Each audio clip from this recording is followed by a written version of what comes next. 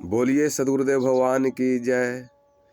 जिनसे जन्म मिला फिर, जिनसे जन्म मिला फिर, सद् ज्ञान जो दिए, सद् ज्ञान जो दिए, उन माता पिता गुरु को भुलाया न कीजिए, उन माता पिता गुरु को भुलाया न कीजिए।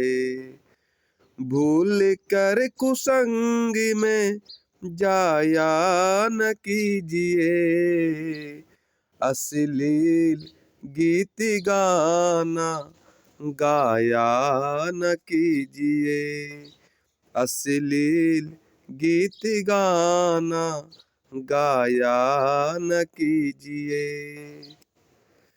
जिनसे जन्म मिला, साहब कह रहे हैं कि जिनसे जन्म मिला फिर सद्ज्ञान जो दिए, उन माता पिता गुरु को भुलाना नहीं कीजिए। तो इसका उत्तर यही है कि हमारा शास्त्र कह रहा है, वेद कह रहा है कि मातृदेवो भव, पितृदेवो भव, आचार्य देवो भव, अतिथि देवो भव। तो चिल्ला चिल्ला करके ये वेद में साधु संत महात्मा लिख दिए हैं कवि लोग कि माता पिता से बड़ा कोई देवता देवी नहीं है। फिर भी संसार वाले को दिमाग में भूसा भर गया है कि कुंभ में डुबकी लगे ले चल जा रहा है।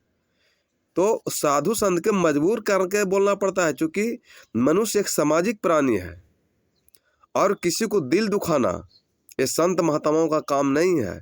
लेकिन अगर सच्चाई बात को न बताया जाए तो मनुष्य जीवन भर माने गलत पूजा को ही सही पूजा मानते रहेंगे, भ्रम को ही पूजा मानते रहेंगे। इसलिए साधु संत को कहना पड़ता है कि जिनसे जन्म मिला फिर सद्ज्ञान जो दिए, उन माता पिता गुरु को भुलाया न कीजिए, भुलाया न कीजिए। तो ये सही कह रहे हैं, ये गलत लिखा हुआ। क्योंकि शंकर भगवान पूज क्यों बन गए, गणेश जी आज पूज क्यों बन गए प्रथम पूज? जो शंकर भगवान के पुत्र हुए गणेश जी, जब भी कोई सगुन मार्ग में कोई पूजा पाठ करते हैं तो सबसे पहले प्रथम पूजा गणेश जी को होता है। तो कौन कारण? वो तीर्थ में डुबकी लगाने गए थे कि पूरे ब्रह्मांड में चक्कर लगाने गए थे? वो कहीं घूमने नहीं गए, जाग तब पूजा पाठ नहीं किए थे। केवल माता पिता को 5 फेरा घूम गए और देवताओं को राजा बन गए और चुनाव जीत के मुखिया बन गए। फिर भी इंसान को समझ में नहीं आता है कि शास्त्र वेद हमारा क्या करा। और यही श्री रामचंद्र जी पुरुषों में पुरुषोत्तम बन गए। पुरुषोत्तम राम क्यों बन गए? क्योंकि वो माता पिता गुरु को सम्मान दिए, भाई को सम्मान दिए, सबको सम्मान दिए, जनता जनार्दन प्रजा को भी सम्मान दिए। इसलिए उनके जीवन में सुख शांति आया, वो राम भगवान बन गए। वो क्या करते थे? राम जी पूरे सुबह उठते थे, राम जी सुबह उठते थे तो नहाना खींचना कुछ नहीं करते थे, चंदन टीका कुछ नहीं करते थे, सीधे उठते तो कहते थे कि प्रातः काल उठी के रघुनाथा, माता पिता गुरु ना वही माथा। ये रामचरितमानस में रामायण में लिखा हुआ है, तो ये कोई पढ़िएगा तो ना पता चलेगा। और कहते हैं कि हे पिताजी कुछ काम है तो हमको काम दीजिए और हम काम करेंगे। लेकिन आज के डेट में अगर पिताजी एक गिलास पानी मांगेंगे तो बेटा कहेगा अपने से लेके पी हम जा रहे हैं क्रिकेट खेले, और जय सिया राम चिल्ला रहे हैं रोड पर, राम मिल जाएंगे। प्रातः काल उठ के रघुनाथा, माता पिता गुरु ना वही माथा। और कहते हैं कि आयु समांग करही पूर्व काजा, देखहि चरित हरिष मन राजा। और जब दशरथ जी काम देते थे और राम जी जब काम करते थे तो बड़ा दशरथ जी का मन खुश होता था, गदगद होता, आनंद होता था। तो ये सब कार्य कर करके राम भगवान बन गए। गणेश जी माता पिता को पूजा पाठ कर करके पूज बन गए। यही बात तो सदगुरु कबीर साहब भी कहना चाहते हैं कि माता पिता गुरु सज्जन देवा, सर्वमूल है उनकी सेवा। तो ये सब तीनों एक है, गलत नहीं है। लेकिन दिमाग में भूसा सबको भर दिया, बहका दिया है, चढ़ा दिया है लोग संसार वाला को कि कबीर के बात नहीं मानना। जो कबीर साहब को बात नहीं मानेगा उसको जीवन में कभी सुख शांति मिलेगा? उसको संसार से लाते खाना पड़ेगा। इसको चाहे दुख लगे, चाहे सुख लगे, चाहे जो मान लीजिए, लेकिन सदगुरु कबीर साहब की वाणी को आपको मानना ही पड़ेगा। क्योंकि सदगुरु कबीर साहब को वाणी को ही सारे वेदों शास्त्रों में नुका के छिपा के चोरी करके छापा है, लिखा है और कहता है कि हम लिखे। ये सच बात है। तो श्री रामचंद्र जी भी कहते हैं कि बड़े भाग मानुष तन पावा, सुर दुर्लभ सब ग्रंथन गावा। जो इस शरीर मिला है तो भजन भक्ति सत्संग करके मोक्ष मुक्ति प्राप्त करने के लिए मिला है।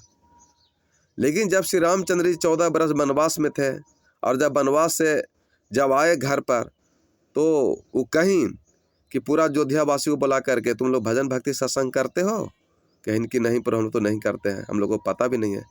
तो ठीक है, कल पूरा आना, अयोध्या वासी पूरा पूर्ववासियों आना, और जो हम वनवास में जो रहे, जो साधु संत महताओं से जो ज्ञान सीखे उनके द्वारा, वो हम तुम लोग को देंगे, सिखा देंगे। क्योंकि शरीर का कोई गारंटी नहीं कब विनाश जाएगा, कब मृत्यु को प्राप्त हो, कब शरीर छोड़ देगा। और श्री रामचंद्र जी दूसरे दिन सबको बुलाते हैं और कहते हैं कि बड़े भाग मानुष तन पावा, सुर दुर्लभ सब ग्रंथन गावा, साधन धाम मोक्ष कर द्वारा, पाई न जई परलोक सवारा। भक्ति स्वतंत्र सकल सो खानी, बिना सतसंग न पावे प्राणी। तो इसी प्रकार सदगुरु श्री रामचंद्र जी सबको अयोध्यावासी को ज्ञान दिए कि आप अपने सत्संग में जाइए, ध्यान लगाइए, साधना कीजिए, तो आपको कल्याण हो सकता है, दूसरा कोई उपाय नहीं है। इसलिए जो 9 प्रकार सबरी माता को जो भक्ति दिए हैं, उसमें श्री रामचंद्र जी पहला भक्ति यही दिए कि प्रथम भगत संतन कर संगा। श्री रामचंद्र जी कहेंगे प्रथम भगत संतन कर संगा। और यहाँ लोग कौन गंगा में डुबकी लगा रहे हैं? तो सब जान रहे हैं कि कौन गंगा में डुबकी लगा रहा है, और श्री रामचंद्र जी कह रहे हैं कोई गंगा में डुबकी लगावे। तो ये जो है, जिनसे जन्म मिला, जो सद्ज्ञान जो दिए, उन माता पिता गुरु को भुलाया न कीजिए, भूल कर अश्लील गीत गाना न गाया न कीजिए। अश्लील गीत का मतलब है कि माता पिता के ऊपर अत्याचार मत कीजिए, उनको बेइज्जती मत कीजिए, निंदा न कीजिए, शिकायत न कीजिए, टाइम पर खाना दे दीजिए, पीना दे दीजिए, भोजन दे दीजिए, भात दीजिए। तो इसका माने अगर दे देते हैं, अगर नहीं देते हैं तो यही कुसंग है। माता पिता से ऊंचा आवाज में बात कर लेता है पुत्र लोग, यही कुसंग है। माता पिता को बात नहीं मानते हैं, यही कुसंग है। और जो माता पिता गुरु को मान सम्मान इज्जत प्रतिष्ठा दे देते हैं और टाइम पर भोजन भात दे देते हैं, तो इससे बड़ा कोई पूजा पाठ नहीं, इससे बड़ा कोई डुबकी लगाने के समान कोई नहीं है।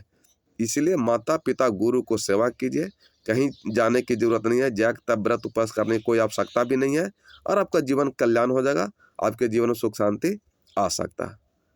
प्रेम से सदगुरुदेव भगवान कीजिए।